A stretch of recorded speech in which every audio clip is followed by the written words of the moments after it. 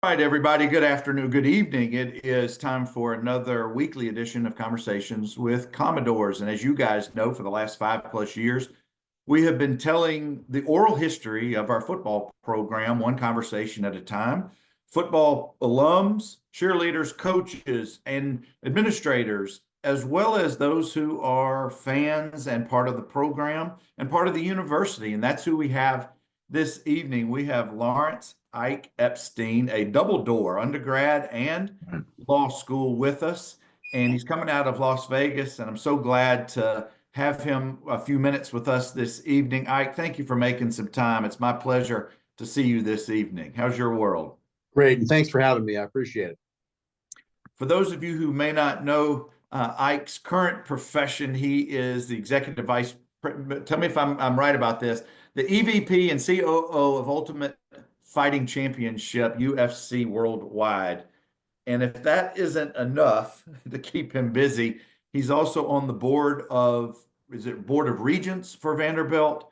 Board of Trustees. A Board of Trustees, sorry. Board of Trustees, as well as involved not only with the law school from where he's graduated, but I know he's heavily invested in roots for our Commodore football and basketball and other programs. Did I fairly give an assessment or a summary of that? You missed baseball and every other sport. I'm an avid follower of everything Vanderbilt and all football players. I was at the Super Bowl, and all I did was focus on Oren Burks every single play. I watched him. I'm really happy that a Commodore won a Super Bowl for the Philadelphia Eagles. Yeah, and on the I guess I don't know what they call it, the practice roster. Corey Blasingame is also on Yeah, that team. absolutely. I saw that. Eagles. I saw that. Did you happen to see what is going to be an iconic? It already is an iconic photo when Cooper DeJean scored his touchdown. As he comes into the end zone, Oren is right behind him, and it almost looks like that famous photo of Dwayne Wade and LeBron with the dunk and the run. Oren is up in the edge. It's an Yeah. awesome looking photo. Did you catch that? You know what I did, but I remember him being right there because at first I didn't know who it happened quickly. And you didn't really know who it was, and I was hoping it was Oren, but it wasn't. But he was certainly right there in the vicinity, and Oh. I just enjoyed watching him. I folk on every defensive down for the Eagles. I watched him every single play, and he had a great game. And I could tell you, spy Mahomes a bunch. He was in on almost every single defensive play. Good for him, and it was fun to watch a Commodore in action. Oh, fantastic. He stepped up when the linebacker from Georgia got hurt a few weeks back, and Orange played so admirably. But here's some technology that may already be out there. I don't know. I want the home viewer to be able to create the experience where you can focus on just the player or players that you see on the screen, because you're right. I would have done the same thing. I would have followed 42 from sideline to sideline or wherever he was on the field. It's coming. We at UFC, you're always pushing the edge of sports content, not just sports content, all content. We're always looking for new technology and new ways to display, our stuff, and we love being first. And I can tell you that there are a bunch of things that are happening in the technology space that is going to allow you to do exactly that very soon. As long as I'm sitting at home, but I don't have to feel the punches or the kicks by the competitors in UFC. I'm okay watching it, but you're right. I can't wait to see what's next in the world of sports. But before you got to Vanderbilt, you grew up in Las Vegas, but did you always have a love of sports, and was sports part of your youth, your childhood? Yeah, absolutely. I mean, first of all, I played tons of different sports growing up. Feels like now all the kids sort of specialize relatively soon, but I played basketball, we played football, we played soccer, we played tennis, and a bunch of other stuff. And it was just, something that was part of, literally my everyday growing up. When I got to high school, sort of the same thing, three sports, and, played soccer in the fall, played basketball in the winter, and played tennis in the spring. And, so it's always been part of my life. And I continue to play sports to this day. Of course, I've moved on from the sports I mentioned because of a few injuries, and I'm playing a lot of golf these days. I certainly also try to stay in shape. But the other thing, I'm a huge sports fan. Growing up in Vegas, we didn't have any sports really other than boxing and UNLV basketball. But I was always a big sports fan. My dad's a big sports fan, so I just, it was part of, one of my hobbies was following, the NFL and Major League Baseball. And of course, when I got to Vanderbilt, I just instantly became like a huge Vandy fan, and the ups and the downs and the trials and tribulations. I think it's the hardest team to be a fan of, because it feels like we almost get there so many times and we never get over the top. But it's been one of the great joys of my life to yell and scream at Vanderbilt games. That's for sure. Well, that's, your story is I think unique. You're growing up in Vegas in the early 80s, and Tark and the running Rebs are huge and continue to be huge during that decade. But why not the East Coast for basketball? That was the heyday of the ACC, or the Big East, excuse me. Yeah, Big East Why for not? sure. Why not one of the Eastern schools for schooling for you? So I went to end up going to prep school out in Massachusetts. I went to Phillips Academy, Andover, and I certainly was a Celtic fan as a result of that. I used to go to Celtic games at the old Garden. My grandfather had a friend of his who had these great tickets, and he was nice enough to get them to me, a few times a year when I wanted to go. But I applied to a bunch of colleges, and ultimately, I got into a bunch in the Northeast, but I had applied to Vanderbilt, which is a whole nother long story why I applied to Vanderbilt, but I ultimately did.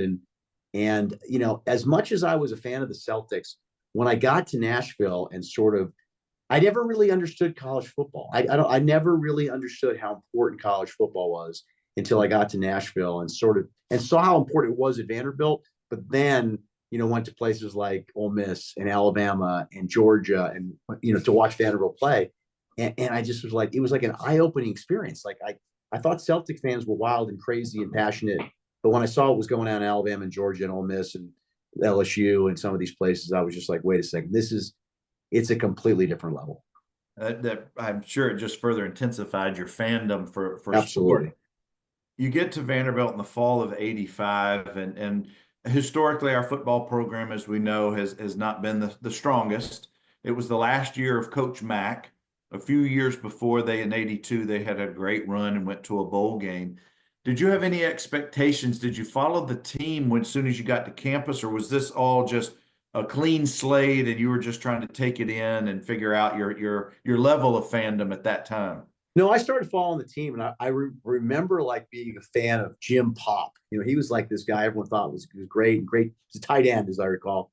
And I definitely sort of got into Vanderbilt football before I got down there. But as I said, I really didn't understand how important college football was, in particular in the Southeast, until I really got to Vanderbilt. But once I got there, I became a fan, and I've it's become a lot easier now. It was sort of hard to watch games. I used to listen to a lot of games on Sirius XM. I remember they had Sirius Radio they started covering college sports, and you could listen to some of the games, particularly during the Jay Cutler area. I remember listening to a lot of games, sitting in my car listening to games In your car? in my Oh, car, because wow. that's you didn't have the functionality you have now, where you Right. can pop it on your phone or do anything else. But now with the SEC network Mhm. and ESPN Plus, I watch almost every. I mean, I certainly watch every football game. I watch 90% of the basketball games because it's so accessible. So it's interesting, because I feel like my fandom, my interest in Vanderbilt sports is actually bigger now than it ever has been, because of the access to the content that we've got. Mhm. That just as a side note, I hope you caught some of the Auburn game last night. The first I first did. several minutes weren't looking very good. We go down 15-0, but they played so well. They came back. They were up 47-43 at one point, but Auburn is just so strong. But independent of Auburn, I love the chemistry of what Coach Bynum is doing. Those guys are just as athletic a team as I think I've ever seen. Now it's unfair, I think, for us to compare the superstars of our era, the Berries and Purdue and Cornette and those guys who had such success. Yeah. With every generation, athleticism gets bigger, faster, and stronger. But how fun were those games with Goheen hitting all those shots and Will Purdue and Cornette and those guys just doing their thing when we were an undergrad?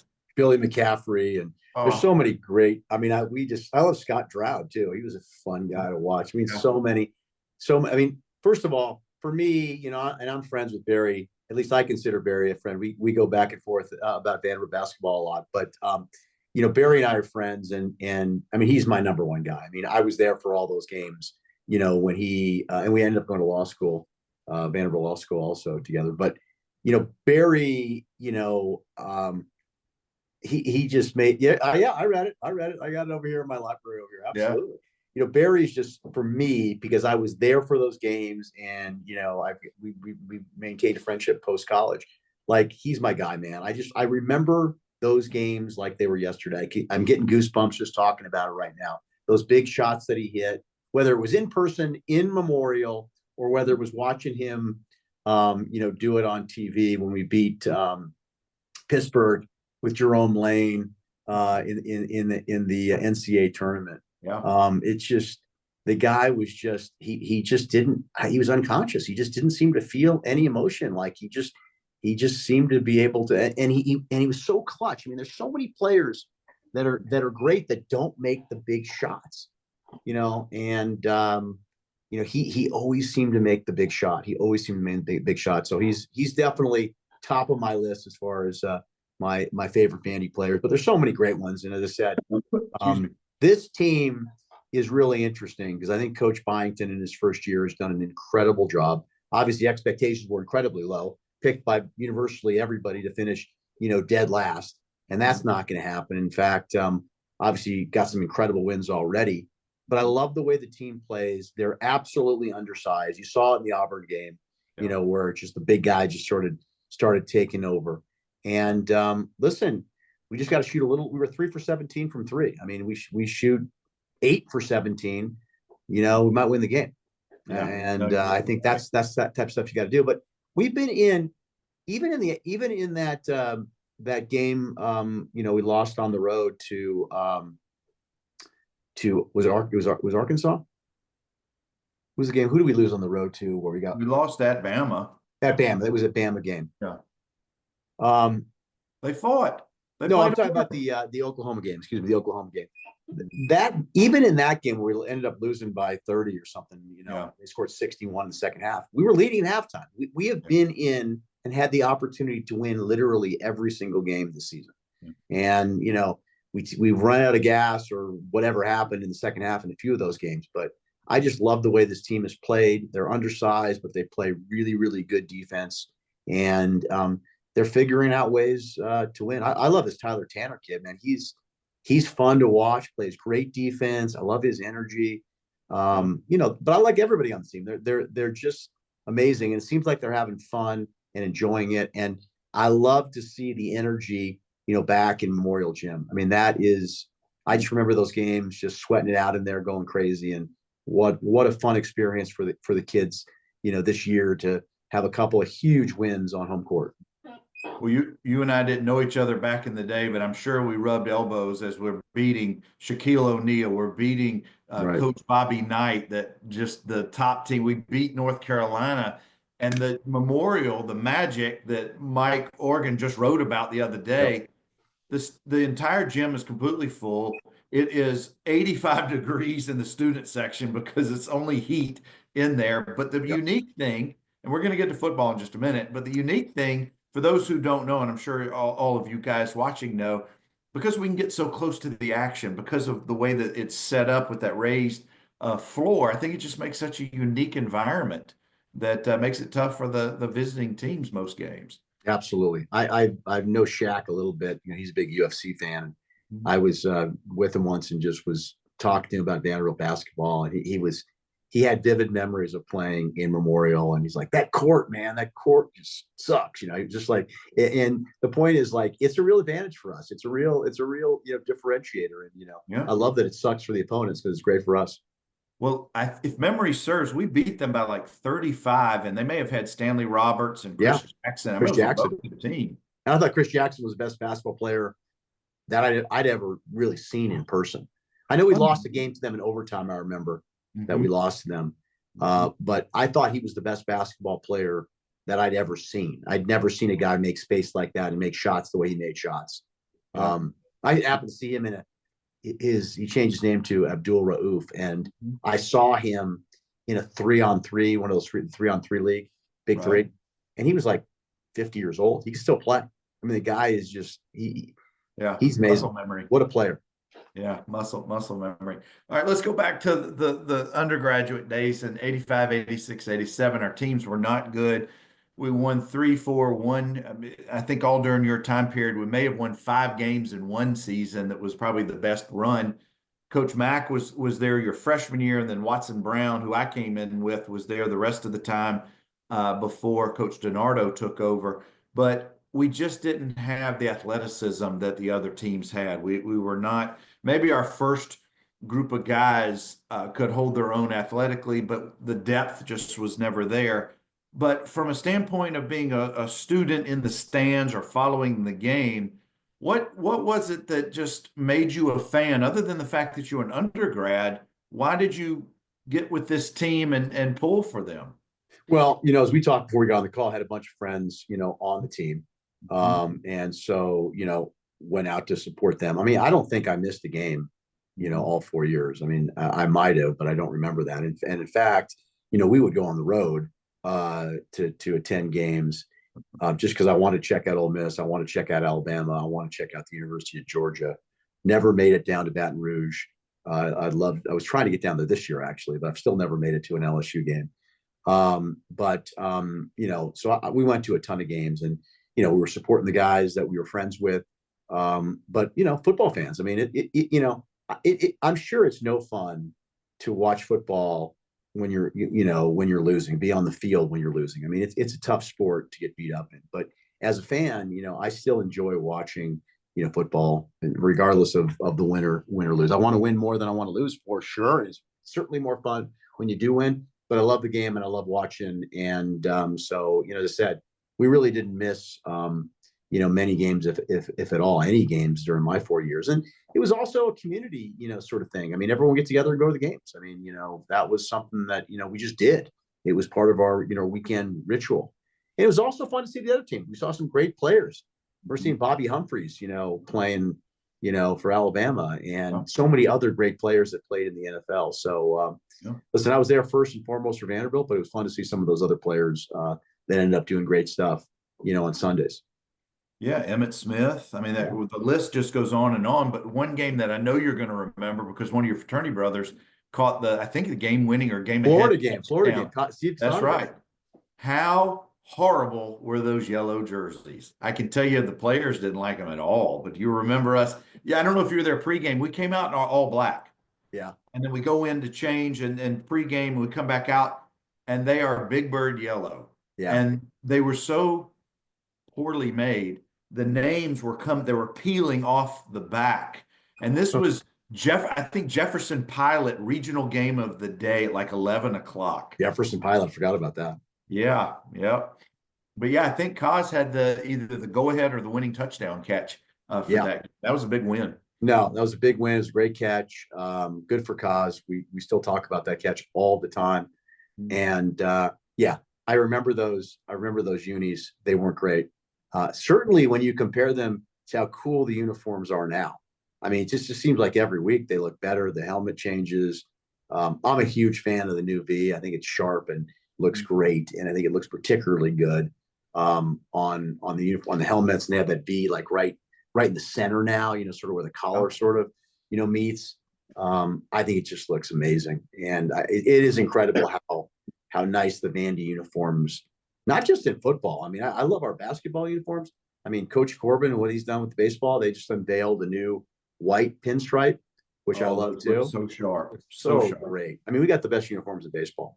It's really fun to watch what they've done there. So yeah, I do remember those uniforms, and they were not our best. That's for sure. No, they were not. I'll sell you mine cheap if you'd like an old one.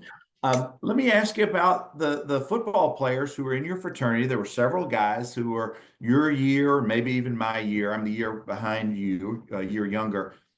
What was it about being either in the fraternity itself or at the physical house or just hanging with the non-football players in the fraternity that maybe those guys who were on the team really enjoyed the camaraderie, or however you want to describe it. Can you put that into terms? Yeah, I mean, listen, I'll only give you my observation. You'd have to talk to Doug Bradley or Randy Pyle or David Adams or Steve Kasanovich or John Wanzung, Mhm. or Brian Casser, who was on the team his freshman year. All those guys, all those guys had like two groups of friends. They had their football friends. They had, sort of us. And there was some cool crossover. Like we'd meet a lot of guys on the football team through Doug or through Kaz or, Randy, et cetera. And, I think it made it more fun, frankly, for us because, we got to get a little insight what was going on, behind the scenes of football games. And, we'd see the guys, after the games and talk about what happened and things like along those lines. So we had a fair amount of athletes in the fraternity. We had tennis players. We had some golfers. We had a few baseball players also.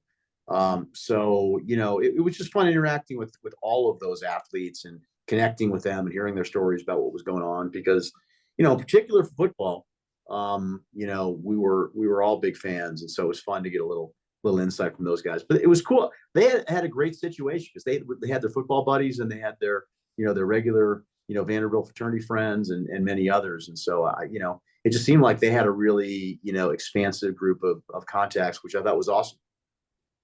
That it's such an important thing that you just mentioned because I've done over 200 of these conversations in the last few years. And one of the themes that I hear, it's either one or the other experience. Most guys don't network. They don't get outside what I call the McGugan bubble during their 4 years because they're either that's their comfort zone and they don't want to network. They don't care to meet a whole bunch of other folks outside of the athletics department. Or you have the others, and I'm not saying that everyone feels this way, but those who got out and networked, whether it was in the Greek life or other engineering club or whatever it may be, that seems to have been a more well-rounded college experience. I never pledged a fraternity. I was kind of in that football bubble, and maybe that was just my comfort zone. But looking back, I wish I would have taken advantage more from a social standpoint. So I bet that's one of the things you guys also provided to them was Yeah, that I mean, network. I certainly think that that's really important. And frankly, I've got a friend of mine whose son is going to be playing at Vanderbilt next year as a wide receiver. And I told him exactly what you said. I mean, I know the pressures are greater now, and I know probably the time constraints are even more significant now than they were because of just the nature of the game and the complexity of the game. And it was always sort of a year-round game. I remember Doug working out, in the summertime. I mean, it was a full-time job, Yeah. especially for a guy like him who's playing nose guard at, 225 and Right. trying to get bigger and, losing weight during the season. I mean, it was a full-time job for him. I'm not saying it wasn't back in the day. It's even more so now. And I told him exactly what you said. Like I said, man, your son's going to miss out on a ton if he doesn't sort of lean into the whole ecosystem that Vanderbilt's got to offer, not just the football, but everything it's got to offer. Make sure he's intentional about making friends, outside of the football world, and then it's like a win-win. Like you have these great friends that you have super cool, unique experiences with on the field, in practice, etc. And then you got a whole new set of friends on top of that are outside football. It should end up being, just the best case scenario. But listen, it's like anything else. You got to be intentional about it. You got to want to do it. And there's so much to gain if you do that. And I hate to sound like the old guy on the lawn, get off my grass, but it's the modern athlete also has to build their brand if that's important to them. And they've got to deal with NIL and all of these other things. And it's easy to say, gosh, times were so much more simple when we were in school, but it didn't seem that way at that time. You still have to make your grades even now. You still have to do your responsibilities with your sport. But then they also have these other things that are on top. And I guess this is my question from a modern athlete standpoint, from your perspective, is NIL and the transfer portal and all of that, is that here to stay? And do you think it's good for the sport in general? I mean, I have a bunch of answers to this question. One is like, who cares? Like, it is what it is. Like, Yeah. we can debate this stuff all day long, but it's not going to change the reality. The reality is that NIL's here. The reality is the transfer portal is becoming, more and more liquid. There's no friction at all anymore. And I mean, soon people, I think there'll be, mid-season transfers at some point. So, that's one answer. Like, it doesn't really matter. It is what it is. I think the other answer, though, is, well, let's look at it for Vanderbilt. Like, we just had arguably the best year we've had, maybe in the modern era of Vanderbilt football. No. Do you think it would have happened without NIL? Do you think it would have happened without the transfer portal? Do you think it would have happened without this dynamic situation that we have in the world of college sports? I don't think so. So I think this disruption is ultimately going to be good for programs like Vanderbilt. And I think this year was not an aberration. I think this year, was what we're going to see in the future. Listen, our coaching staff is excellent. Our coaching staff, these guys, I mean, Coach Lee is amazing. I mean, this guy, I don't need to tell you. I mean, he's been coached at some of the great programs in all of college football. He's an intense guy. He knows what he's doing. He's built an incredible team with Coach Kill and the rest of the coordinators that he's got and assistant coaches that he's got at Vanderbilt. We have the brain power to make this thing work. It's about attracting great talent and integrating them into, these systems, these programs, these philosophies. And if we can get access to people that we couldn't get access to in the past, that's a win for us. So, I mean, listen, a lot of different answers to that question, but the best answer to me is, so far, it's been great for Vanderbilt football. And anything that's good for Vanderbilt football, I don't know. I sort of like it. You feed me that all day long. But it's with all of the new facilities that are being updated or created on the sports part of the campus. If I'm a 9th or 10th grade athlete and I want to play a sport at Vanderbilt and I'm academically inclined, I can't help but Vanderbilt has to be on your radar. Even though it's the smallest school in the SEC, it is just so unique. And I don't mean to sound like an infomercial for our school, but with all of just looking at Coach Lee, that was his 4th team, and they've come so far in such a short period of time, and his passion. And now that he has his team, all of his players in place, it just seems like the sky's the limit for us going forward. And the benefit of getting Pavia and Eli Stowers back and some of those key components, I wish the season would start this week. I'm ready for it. I'm ready too. I mean, the expectations get higher, and we had such a great season last year. That win against Alabama, that was like international news. I mean, that was. I mean, I was traveling somewhere and I was in Europe, and somehow Vanderbilt came back. Vanderbilt beat Alabama. It wasn't even like a football fan. They're like, everybody knew we beat Alabama. It was just amazing. And that stuff happens in basketball. Sometimes teams have a bad game, number one in the nation, they lose. It doesn't happen in football. Alabama doesn't lose to an unranked Vanderbilt as number one in the nation team coming off a beating of Georgia the week before. That doesn't happen. Not since you were a senior in high school the last time before that, 1984. Right. But when comedian Nate Bargatze mentions it twice on Saturday Night Live, that it has entered the lexicon of cultural importance for that. That's for sure. 100%. 100%. Guys, I've got Lawrence Ike Epstein as our guest this evening. He is a double door. He is on the board of trustees. He is very involved with our school. I know, at least I assume, you've had lots of audiences with Chancellor Dearmeyer, with Candace Lee, our AD, as well as Clark Lee. And to me, the three of them are in lockstep with how important the sports experience is for our student athletes. And it seems for the first time in my lifetime that is going on campus, particularly coming out of Kirkland Hall. To the extent that you can comment or want to comment, what's your perspective? What are you seeing from that standpoint? Yeah, I mean, obviously you can see the commitment to athletics that Vanderbilt's making. I think facilities are just part of it. And I think part of it, listen, we were behind the times when it comes to facilities. Everybody knows that.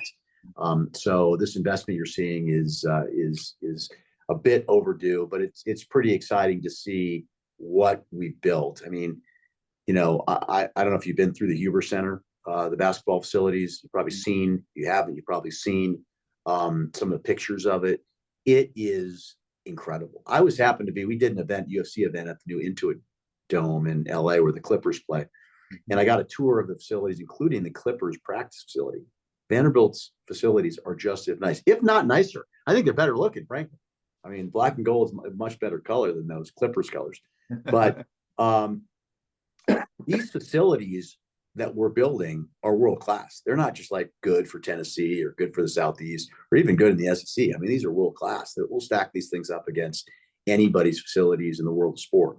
So, that's exciting. It costs money. The school and of course the alumni have really stepped up to support Vandy United and all the stuff that we're doing. And listen, it's not just basketball. New golf facilities, incredible. You've got a little picture behind you of your screen of you at the Vanderbilt Stadium, and some incredible things are happening there. I'm excited to see, this fall and go to a game when the stadium's done, and it's really going to be, special. And I think one of the great venues in the country. So facilities are, incredibly important, but I think leadership, frankly, is more important.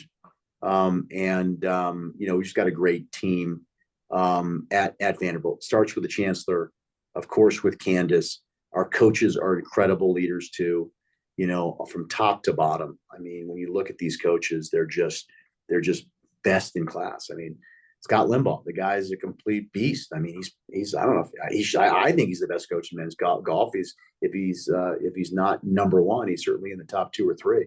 And you can just sort of go across the line with all of our coaches. I mean, that's the way they are. They're great at what they do. They're great people. They're great teachers. They're great leaders. And so to me, like the facilities, yeah, we got to do that. And that's an important manifestation of this commitment. And they're an important baseline. Coaches are the key thing. And what Candace and her team have done to sort of build and mentor and manage these coaches, has been, pretty incredible. And it's really fun to watch these coaches just turn into these, just complete stars. Look what's happened in women's basketball. I mean, when we were there, women's basketball was Wendy Schultens and had a lot of great players. Remember Renee Salquist, she was a good player when we were there. Always a great, tradition of women's basketball. And it's back. It's back. Freshman, she had 63 points in a game. I mean, that's wild. It is wild. Speaking of Renee was my year. And I want to say she was either from South or North Dakota. And we had a lot of classes together. So sometimes we did Memorial and play some one-on-one. I never beat her. She was incredible. She was like 6'3" or whatever. She was big and she was good, very athletic. I mean, I used to play pickup with them all the time. And they were fun. Good players. Jill Goldberg, some names are coming back to me right now. And I can't, for those of you who haven't seen the renderings for what the baseball stadium is going to look like, or what McGugin is going to look like, I cannot wait for them to break ground and to get those going. And I know they're coming up very soon. But from your standpoint, being on the board and just being a lifelong fan and alum, that's got to be exciting just in general, what's going on campus, because campus doesn't look like it when we were back in the day. The towers are gone, all the pedestrian walkway. I just love everything that's going on the campus right now.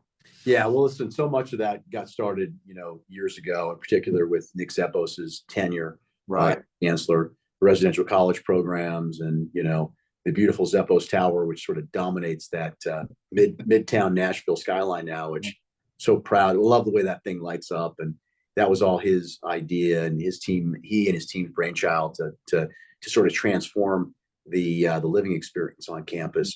But so much of the stuff you mentioned was, his idea and his concept. And he's one of my mentors and one of my favorite people in the planet. I just, that's so good.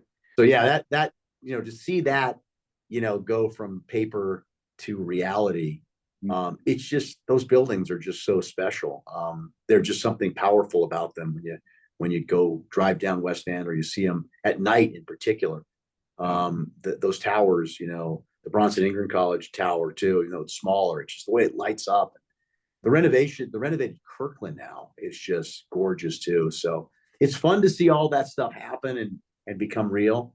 It's a bit of a construction site, in particular with this facilities plant that they've had to put in to to power and heat and cool, all the stuff that they built on campus. But it's amazing, and really, I'm really proud to see our campus just, looking as always was beautiful, but now it's really special. And listen, there's so much more coming, both academically, residential colleges, and athletics. And every year you go back, something new to check out. I don't know if it's in the pipeline to be torn down and rebuilt, but a few years ago, one of my daughters came to the Vanderbilt lacrosse recruiting camp, and she stayed on my floor in Branscombe Quadrangle on Lupton 3, and walking through those, and I did not realize the cinder block walls. Yeah. It was all still there. Oh yeah. Like, oh, those things gosh. were, they say those things were only built, I think the useful life, I'll get it slightly off, was something like 30 years or 25 years, and they lasted, 70 years, whatever. But it doesn't feel like they were built that for that. It feels like those things were built the last 500 years. Those cinder blocks aren't going anywhere. But yeah, I think Vanderbilt's announced like that the Branscombe is in its last year. That'll be part of a new residential college development that will integrate with the other colleges that have already been developed. So yeah, Branscombe. a lot of. I mean, listen, my daughter lived there too. I didn't live in Branscombe, but I was. She's a junior right now, and when she was applying for housing as a sophomore, I was like, "Got to go to Zeppos," and so nice. And she's like, "Oh no, we're going to Branscombe. We know it's not as nice, but it's more fun there." So I was like, "All right." I was going to say it's, hundreds of kids live there, but Yeah. I don't know if you ever had the experience back in the day. Mrs. P ran the lunchroom or the cafeteria in the quadrangle. Yep. And she had a very strict rule for athletes and probably anybody. If you were not in her line by 1 o'clock, that door was being shut and you could not get in the line. And I won't belabor the point, but I tripped running up those stairs one day and I crashed into a girl who I did not know. And it was bad. It was so bad. One of those. I don't remember that rule, but I certainly remember that dining hall. Yeah, yeah. I want to ask you, I want to back up just a little bit. Last year in 23, Vanderbilt played at UNLV in Vegas, and there was a huge football alums turnout. Now, the game didn't go our way. We kind of fell apart and gave the ball away too many times. But were you able to host a bunch of your fraternity brothers or host other alums? Were you there for all of those events? Was there for all those events. I ended up getting a box and sort of putting together a get together for everybody that showed up, and we had a ton of Vanderbilt football players, ex-football players, and alumni that showed up. It was a blast. It was it was a really fun game. Obviously Vanderbilt lost the game, but it was a really fun game to watch. It was an interesting game. I mean, I'm sure you remember this game. We're up 17-0. Yeah. We knock the starting quarterback out of the game, and it looks like we're just going to run this thing up. And they bring in the backup, who ends up, being great, and ends up being the starter for the rest of this year. Leads UNLV to a lot of success under Coach Odom. And he ends up transferring to USC and played a ton for USC. So it was sort of like we played so good, we knocked the starter out, and then we didn't know how good the backup was. But yeah, it was a really good game. Tough loss for the Commodores in that one, but it was fun to have everybody out in Vegas and host everybody and really enjoy. I said a really exciting game with the result we weren't hoping for, but there were some good moments there, especially early. We looked great. Oh my gosh, I thought we were going to win the game. And look, UNLV ended up being really good. Look what they've done over the last 2 seasons. Yeah, they almost made the college playoff this year. They beat Boise State and win the Mountain West, and they're in. So they were a really, really good team. And you saw Coach Odom left, and he's gone to Purdue, and now Dan Mullen, former Florida coach, is coaching UNLV. So I'm a big UNLV fan too. So I try to support them as much as I can. The other thing I was very proud of for that game, aside from the score and the outcome, was the amount of alums, the folks who showed up. I think we're starting to travel a little better now that we've gotten this success in the last 2 years. That's because we have such a small alumni base compared to the big state schools. We're never going to have 30 or 40,000 go. But I will say this, for the Birmingham Bowl in December, 6 miles from my house, we had a phenomenal crowd. I think there were over 800 who came to the pregame tailgate alone. I think they had to stop selling tickets. obviously we had a great turnout on the scoreboard. That was fun, except for the big storm. But Right. I love seeing that many fans in an away game, with the black and gold. Yeah, I was there. Doug Bradley and I flew into Nashville. Doug and I hopped in his car. We drove up. We stopped at Buc-ee's on the way there, Of fueled course. up, and hit the game. Great, great game. Unfortunately, the rain, we got completely soaked walking back to our car. But good news is we went straight back to Buc-ee's, had a little dinner, a little coffee, and made it back to Nashville. That was an awesome road trip. We had so much fun. Obviously, we won and played excellent. And the turnout was great. It was fun to watch. It was fun to win, and Buc-ee's was great too.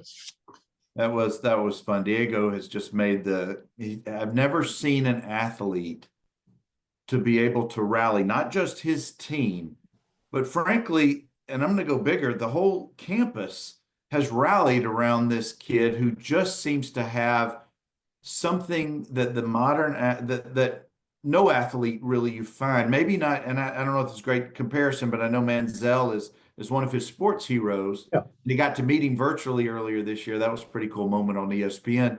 And I know you've been around him. I saw some pictures, maybe in either New York or Vegas, where y'all took a photo.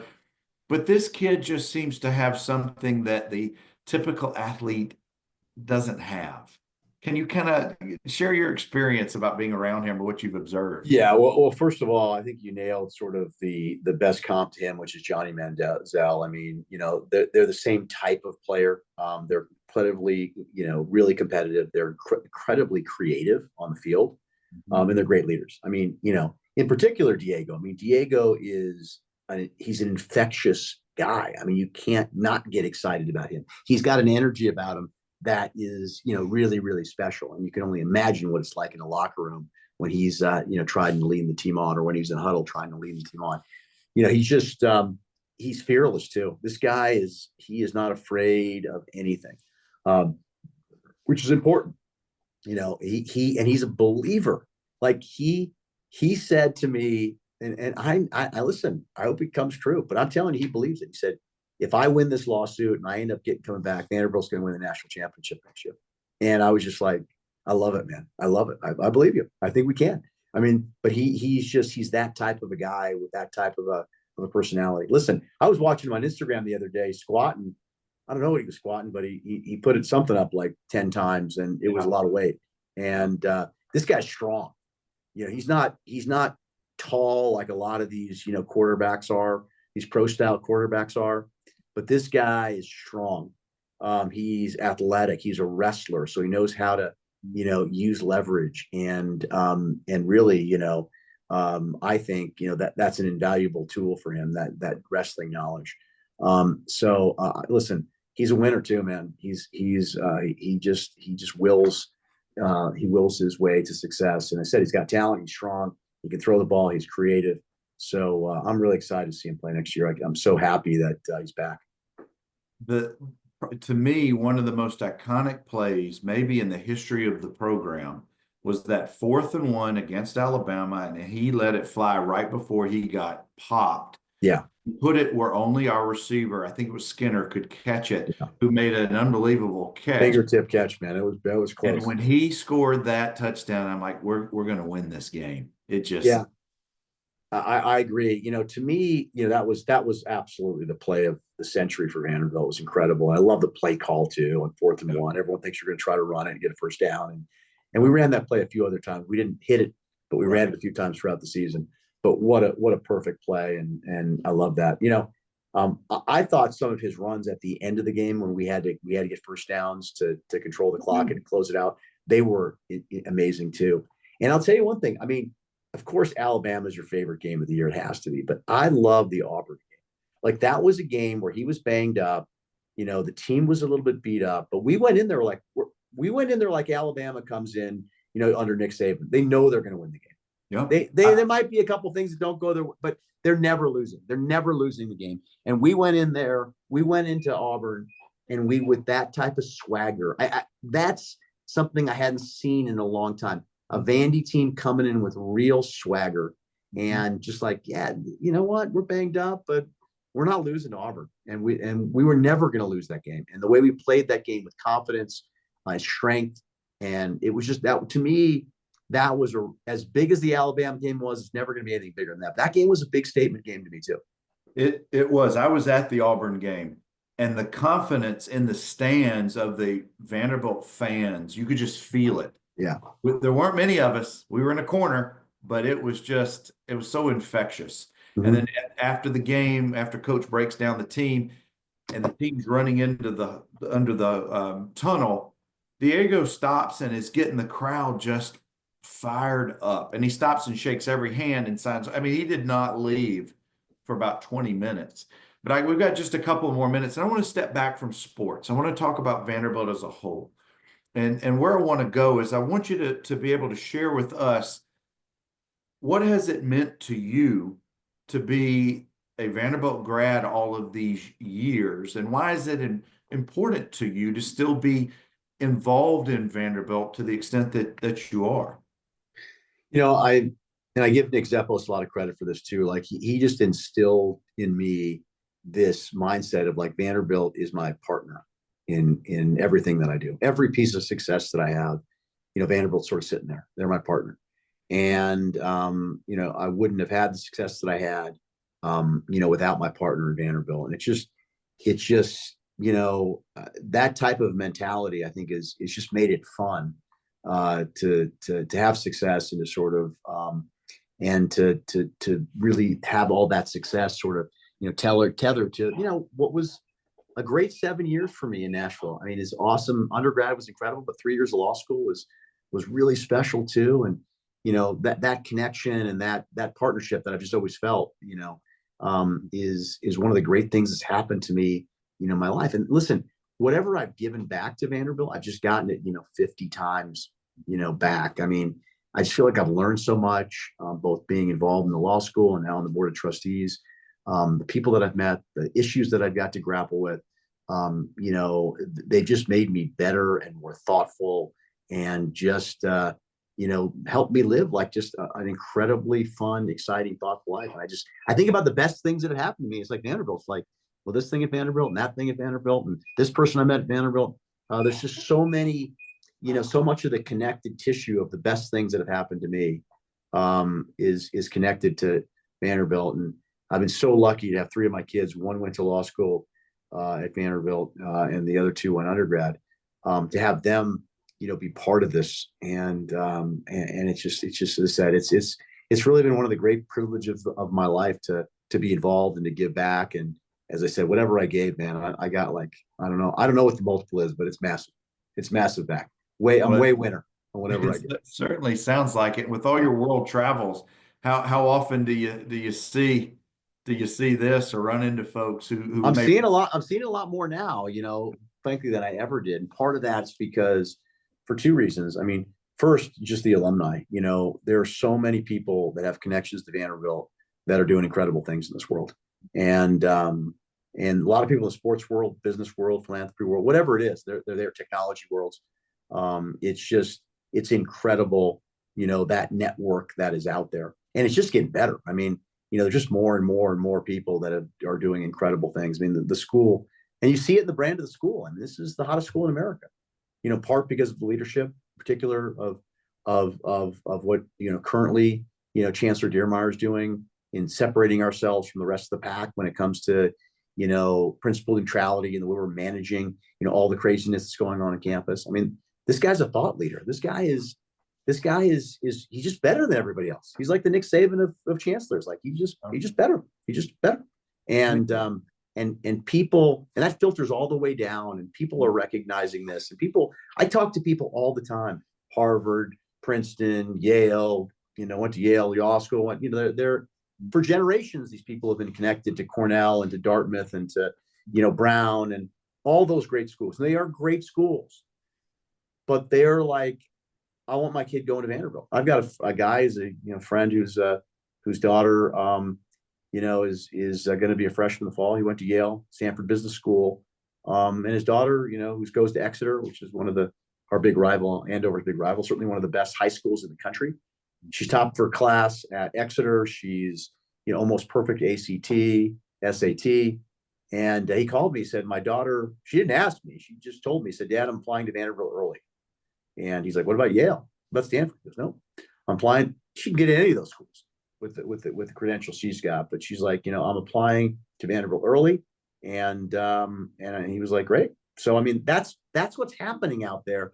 And, all these connections all over the world, gosh, they're just going to get stronger and deeper and even better. I think the second thing, though, where I'm seeing a lot of that is look at you mentioned Nate Bargatze, but there's so many people that have just jumped onto Vanderbilt, whether they've gone to the school, whether they're, they become fans because of Nashville. I've met Jelly Roll a few times, and I knew he was from Nashville, and I mentioned Vanderbilt. He's like, I'm a huge Commodore fan. I love Vanderbilt. I'm a huge Vandy fan. And he was at the basketball game the other day. I was going to say, sat with Candace at a game. He's literally like the nicest person you're ever going to meet in your life. But there's a lot of that going on. I mean, there's a lot of people that have been Duke basketball fans that have never been connected to Duke at all. They didn't go to Duke. They just like Coach K or like the success they had. And so I think, you're seeing more and more Vandy love out there. I wear my, when I wear my V, people are like Vanderbilt, they're like, randomly, giving me used to be, roll tide, you see people wearing Alabama gear. Now I'm catching a little, Vandy, love Vandy. So yeah, I think the prominence of what we're doing on the athletic fields, what we're doing in the classroom, what our alumni are doing in all aspects of business and philanthropy and education, medicine, and list goes on and on and on. Is making this place, so special. And as I said, as I travel around the world, I get a lot more Vandy love than I ever have. That's awesome. Last question for you. What size of the goalpost do you have prominently displayed at your office right now? I wish, I'm looking at my two helmets over here, and I've got a lot of great Vandy stuff. But unfortunately, they put those things up for I don't know if it was auction or you could buy them. And by the time I got around to it, they were all sold out. They sold out like yeah. What a cool memento. I wish I had one, but maybe someday I'll find one somewhere to buy. I'm always looking for cool Vandy stuff to populate my office with. So yeah, unfortunately, I don't have any piece of that. But you know what? Maybe for the holidays, somebody will get me something. That's or if he's watching or watches later, you can get that Big Bird yellow number 87 Kasanovich jersey autographed. Yeah, or 56 Bradley. There we go. We'll see. Guys, I can't thank you enough for spending some time with us tonight. I want to be respectful of your time. I could talk to you for the next 2 hours, but we all have stuff we need to be doing. So thank you for all that you have done for all these years and continue to do for our beloved school, and for spending some time with us this evening. Well, listen, feelings mutual. Thanks for having me. I could talk to you for hours about all this stuff too. I love it, and I'll continue to love it till it's over for me. So thanks for having me, and hopefully see you at a game here very soon. I sure hope so. Hang on 2 seconds. Let me sign off. I got something I want to share with you. Guys, keep coming back. I've got Commodores. Go look on the Facebook page. You'll see who's coming up. And these conversations like tonight, this is why I do this. We're telling the oral history of our program, and I love these conversations. Anchor down. See ya.